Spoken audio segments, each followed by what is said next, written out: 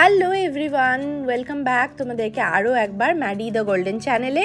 আশা করি তোমরা সবাই খুব ভালো আছো। আজকে তোমাদেরকে আমাদের শিলিগুড়ির প্রপার্টি হোটেল ইনস্টা 18-এর, যেটা একটা পেট ফ্রেন্ডলি প্রপার্টি, তার একটা কমপ্লিট রিভিউ ট্যুর এই ভ্লগটাতে তোমাদের সাথে শেয়ার করব।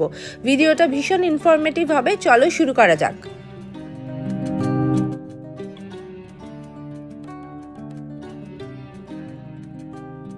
আমাদের মতো তোমরাও যারা নর্থ বেঙ্গল ট্রাভেল করতে খুব পছন্দ করো, তাদের জন্য বাই রোডের অপশনে আসতে গেলে একদম টানা পুরো ডেস্টিনেশনে যাওয়াটা একটু ডিফিকাল্ট হয়ে যায়। তাই জন্য অনেক সময়ই আমরা শিলিগুড়িতে বা মালদাতে হল্ট নিয়ে থাকি। তো আমরা এইবারে যাওয়ার সময় শিলিগুড়িতে হল্ট নিয়েছিলাম, বাই রোডে ট্রাভেল করেছিলাম বলে। আর এইটা হচ্ছে প্রপার্টিটা ইনস্টা 18। এটা কিন্তু একদম হাইওয়ে, মানে মেন রোড থেকে একটুখানি ভিতরে। রাস্তাটা তোমাদের কিছুক্ষণের মধ্যে দেখিয়ে দিচ্ছি। এই প্রপার্টিটা কিন্তু পেট ফ্রেন্ডলি, ম্যাডি মাইলোকে সঙ্গে নিয়েই আমরা ট্রাভেল করেছিলাম।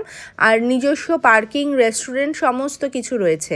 এই যে এখন যে ক্লিপিংটা দেখতে পাচ্ছ, এটা হচ্ছে মেন রোড থেকে জাস্ট একটুখানি টার্ন নিলে, লেফটে টার্ন নিলেই তোমাদের এই প্রপার্টিটা বাঁ হাতে পড়বে। রাস্তাটা একটুখানি সরু, তবে প্রপারলি গাড়ি চলে যাবে, কোনো রকম প্রবলেম হবে না। বড় বড় গাড়িও পসিবলি চলে যাবে।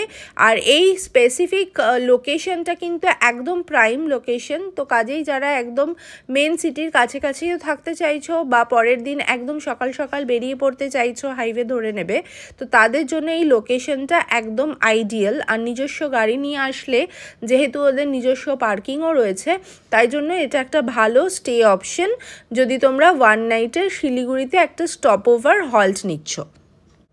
আর এই যে মেন রাস্তাটা বাদিকে অ্যাকচুয়ালি যে গাড়িগুলো দাঁড়িয়ে আছে, তার উপরের পোর্শনটাই হচ্ছে মেন রোড। আর আমরা এখন সাইড রোডের, মানে এটা হচ্ছে সার্ভিস লেনে নেমে পড়েছি। সার্ভিস লেনে নেমে পড়েই এই প্রথম যে ডান দিকটা তোমাদের পড়বে, এই ডান দিকটা, এটা দিয়ে সোজা চলে গেলেই হোটেল ইনস্টা 18-এর গেটটা। এই যে দূরে তোমরা লাইটটা দেখতে পাচ্ছ, এটাই হচ্ছে প্রপার্টিটা। আর এই এরিয়াটাকে তোমরা পেটসের ওয়াকিংয়ের জন্য ইউজ করতে পারো, যাদের কাছে পেটস আছে। বিকজ হোটেলের ভিতরে কিন্তু যে খুব বড় গ্রাউন্ড বা কিছু আছে সেরকম নেই, জাস্ট পার্কিং আছে। তো যার ফলে যদি পেটসদেরকে নিয়ে ওয়াক করতে হয়, এই এরিয়াটাতে করতে পারো। এখানে গাড়ি ঘোড়া সেরকম বিশেষ চলে না, শুধু যেটা হোটেলেরই গাড়ি, হোটেল প্রপার্টিতে যারা আসে গেস্ট, তাদের গাড়িই চলে। তো রাত্রিবেলাটা মোটামুটি খালি থাকে। তবে স্ট্রে ডগস আছে, তাই জন্য একটু প্রিকশন নিয়ে এই এরিয়াটাতে তোমরা ঘোরাতে পারো। আর এইখানটা থেকে ঢুকেই হচ্ছে তোমাদের এই রকম একটা রিসেপশন এরিয়া, ছোট্ট একটা রিসেপশন এরিয়া পড়বে, যেখান থেকে তোমরা সমস্ত রকম, রিসেপশনটা মোটামুটি কিন্তু অনেক রাত অবধি অ্যাক্টিভ ছিল। আমি ডিনার অর্ডার করেছি, পরের দিনও ভোরবেলা থেকে খাবার অর্ডার করেছি। একদম বেসিক একটা প্রপার্টি। আমি প্রাইসিং অ্যান্ড এভরিথিং লাস্টে বলবো। তো পুরো একটা ইনফরমেশন পাওয়ার জন্য ব্লগটা স্কিপ না করে দেখতে থাকো। সমস্ত রকম ইনফরমেশন আজকের এই ব্লগটা থেকে তোমরা পেয়ে যাবে। আমরা ট্রাভেল করেছিলাম ফেব্রুয়ারি মাসের মাঝামাঝির দিকে। আর আমরা বুকিং করেছিলাম মেক মাই ট্রিপ থেকে। তবে তোমরা হোটেলের সাথে ডাইরেক্টলিও বুক করতে পারো। আমি কন্ট্যাক্ট ডিটেলস আমার ডেসক্রিপশন বক্সে দিয়ে দেবো। তোমরা ডাইরেক্টলি কন্ট্যাক্ট করে বুকিং করে নিতে পারো, বা যে কোনো পোর্টাল থেকে, অনলাইন পোর্টাল থেকেও এই হোটেল কিন্তু তোমরা পেয়ে যাবে। হোটেলের লিঙ্ক আর কন্ট্যাক্ট ডিটেলস আমার ডেসক্রিপশন বক্সে দেওয়া থাকবে, তোমরা চেক করে নিও। এই প্রপার্টিটা ছোট হলেও রুমস কিন্তু বেশ নিট অ্যান্ড ক্লিন। আর রুমস নিয়ে কোনো রকম কমপ্লেন আমাদের ছিল না। প্রপার্টিটা একটা যেটা প্লাস পয়েন্ট, তোমরা পেটস নিয়ে আসলে করতে পারো। ওদের গ্রাউন্ড ফ্লোরে যে রুমগুলো আছে সেগুলো একটু বেশি কনভিনিয়েন্ট হবে, কারণ প্রপার্টিতে কিন্তু লিফট নেই। কাজেই পেটস, বাচ্চা বা সিনিয়র সিটিজেন যদি তোমাদের সঙ্গে থাকছে, সেক্ষেত্রে তোমরা ফার্স্ট ফ্লোর অ্যাভয়েড করতে পারো।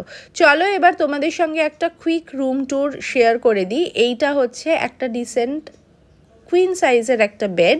এখানে একটা সাইড টেবিল ছিল, আর সাথে এটা এসি রুম। আর সামনে একটা টেলিভিশন আর সেট আপ ছিল বেসিক, ওই টি, কফি, কেটেল, এই রকম যেগুলো সব হোটেলেই থাকে এখন। আর জলের বটল এগুলো দিয়েছিল কমপ্লিমেন্টারি। এখানে ব্ল্যাঙ্কেট, টাওয়েল, এরম একটা র্যাক করা ছিল ওপেন। আর যেটা সব থেকে ইম্পর্টেন্ট সেটা হচ্ছে ওয়াশরুমটা বেশ ডিসেন্ট সাইজের, একদম neat and clean. Even hair ড্রায়ারও দিয়েছিল, যেটা আনএক্সপেক্টেড হয় এরকম ছোট হোটেলস থেকে, বাট সেটাও ছিল। আর এইভাবে পুরো প্রপার্টিটার একটা একটা কমপ্লিট রুম ট্যুর তোমাদের সঙ্গে আমি এই ব্লগটাতে শেয়ার করলাম। এই রুম ট্যুরটার আমি যদি প্রাইস বলি, এটা মাত্র আমার 1500 টাকা পার নাইট পড়েছিল। ব্রেকফাস্ট ছিল না, ব্রেকফাস্ট ইনক্লুডেড নয়, তবে তোমরা যদি চাও অর্ডার করে খেতেই পারো, যেটা আমরাও করেছি। আমি কিছুক্ষণের মধ্যে তোমাদেরকে সেই ডিটেলসটাও বলছি। ফুড প্রাইসও কিন্তু খুবই ইকোনমিক্যাল, আর ওদের নিজস্ব রেস্টুরেন্ট আছে। মানে এই প্রপার্টিটাতে এরকম না যে তোমাকে সুইগি জোম্যাটো করে চাইলেও তুমি আনতে পারো, যেহেতু একদম সিটি সেন্টার। আর না হলে তুমি ওদেরকে অর্ডার করলে ওরা দিয়ে যাবে। ইভেন যদি তুমি পেটসের জন্য বয়েলড চিকেন বা যদি রাইস এরকম যদি কোনো রিকোয়ারমেন্ট থাকে, সেটাও যদি ওনাদেরকে বলো, ওনারা রেডি করে দিয়ে যাবে।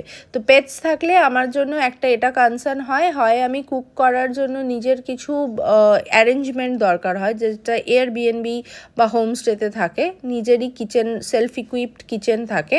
আর না হলে এরকম হোটেল প্রেফার করি যেখানে ইনবিল্ট কিচেন রয়েছে। কিচেন থাকলে এই কুকিংয়ের প্রবলেমটা সলভ হয়ে যায়। আমি ম্যাডি মাইলোর জন্য মোটামুটি বাড়ি থেকেই অনেক কিছু খাবার ক্যারি করি। ইভেন বয়েলড চিকেনও আমি নিয়ে আসি, যেটা মোটামুটি 2 দিনের মতো সাফিসিয়েন্ট থাকে, তারপর আমরা অর্ডার করি। তো সেই অ্যাকর্ডিং এই হোটেলটাতেও যদি তোমরা নাও বানিয়ে আনো, সেক্ষেত্রে অর্ডার করে তোমরা কিন্তু পেটসের জন্য খাবার পেয়ে যাবে। ফুডের প্রাইস কিন্তু এখানে বেশ রিজনেবল। আমরা রাত্রিবেলায় ডিনারের জন্য ম্যাডি মাইলোরটা ক্যারি করেছিলাম, তবে আমাদের ডিনারটা আমরা এখান থেকেই অর্ডার করেছিলাম। ফ্রাইড রাইস, চিলি চিকেন আমাদের মোটামুটি দুজনের জন্য সাফিসিয়েন্ট কোয়ান্টিটি বলেই মনে হয়েছিল। 1 প্লেট করে অর্ডার করেছিলাম, আর সেটা আমাদের উইদিন 500-এর মধ্যেই হয়ে গেছে। আর ইভেন ব্রেকফাস্টে স্যান্ডউইচ, চা এগুলো অর্ডার করেছিলাম, 200 রুপিসের মধ্যে হয়ে গেছে। তো প্রাইসিং বেশ ইকোনমিক্যাল, আর খাবার কোয়ালিটিও বেশ ভালো। ম্যাডি মাইলোকে সঙ্গে নিয়ে আসলে আরও একটা যেটা কনসার্ন থাকে, যে পেট চার্জেস কিছু আছে কি না। এই প্রপার্টিতে কিন্তু কোনো অ্যাডিশনাল পেট চার্জেস আমাদের থেকে নেওয়া হয়নি। যেটা রুম ট্যারিফ, সেটা 1500 টাকা পড়েছিল উইদাউট ব্রেকফাস্ট। উইথ ব্রেকফাস্টও অপশন আছে, ওই 1800-1900 টাকা মতো পড়বে পার নাইটের। তো আমরা যেহেতু সকাল সকাল বেরিয়ে যাব, তাই জন্য আমরা উইথ ব্রেকফাস্ট নিই। আমাদের একটা ক্যাফেতে গিয়ে ব্রেকফাস্ট করার প্ল্যান ছিল, তাই আমরা উইদাউট ব্রেকফাস্টই অপশনটা এভেল করেছিলাম। ম্যাডি মাইলো যেহেতু নাইট ওয়াক করে, তাই জন্য ওদেরকে নিয়ে আমরা রাত্রিবেলায় এই এরিয়াটাতে বেরিয়েছিলাম। টয়লেট পটি তোমরা যারা ডগ ঘরে করে না, পিপ্যাডের ট্রেন নয়, মাইলো ট্রেন, কিন্তু ম্যাডি কিন্তু ঘরে করেই না। তো তাদের জন্য আমি বলবো এই এরিয়াটাতে একটা ছোট্ট ওয়াকিং এরিয়াও ক্রিয়েট করা রয়েছে। এটা পার্কিং এরিয়া, বাট এর থেকে বেরোলেই যে আমি আসার সময় যে রাস্তাটা দেখিয়েছিলাম, সেইখানটাতে আমরা রাত্রিবেলাটায় ওয়াক করিয়েছিলাম। রাত্রিবেলায় পুরো খালি ছিল, কোনো রকম গাড়ি বা কোনো কিছুর ঝামেলা নেই এই রাস্তাটাতে। তোমরা এইটাকে ইউটিলাইজ করতে পারো ওয়াকিংয়ের জন্য।